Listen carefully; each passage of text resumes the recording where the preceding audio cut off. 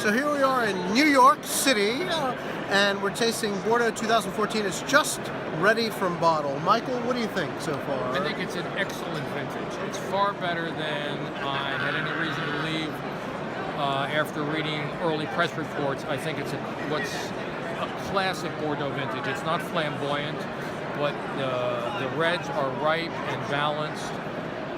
The whites, the dry whites, are fresh and exciting to taste. And I'm astounded by the reds, frankly, because I think this is what Bordeaux needs. It's not a flamboyant, flashy vintage.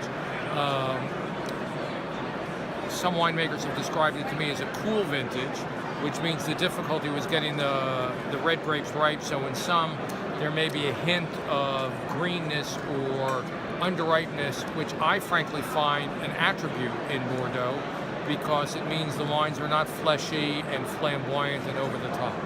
In short, I really like the vintage. Well, listen, I pretty much agree with Michael. I think that the best wines, people forget 15 was billed as the greatest in sliced bread, but in the northern Medoc you find some lovely wines that are actually quite ripe, and in 15 there were rains that fell at the wrong time, and you find 14s that are cheaper on the market today that are better than 15s in the northern Medoc. So I think that 14 is an underestimated vintage, and what Michael said about coolness and maybe sometimes a little bit underripeness that is fresh, not too much underripe, I wouldn't want to do that, but I think it's a lovely vintage overall. I haven't tried the whites yet right now from bottle, but I'm sure they're really good. The dry whites are terrific, and I wouldn't overemphasize this underripe. There's just a trace of it, which I find very refreshing. And the thing that I find exciting about this vintage, I haven't tasted any wines that are overly alcoholic.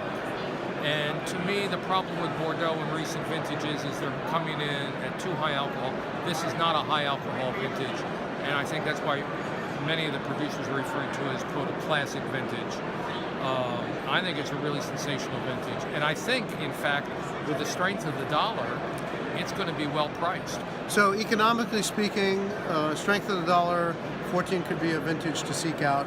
Michael, cheers to that. We need some more wine. I do. We need some more wine.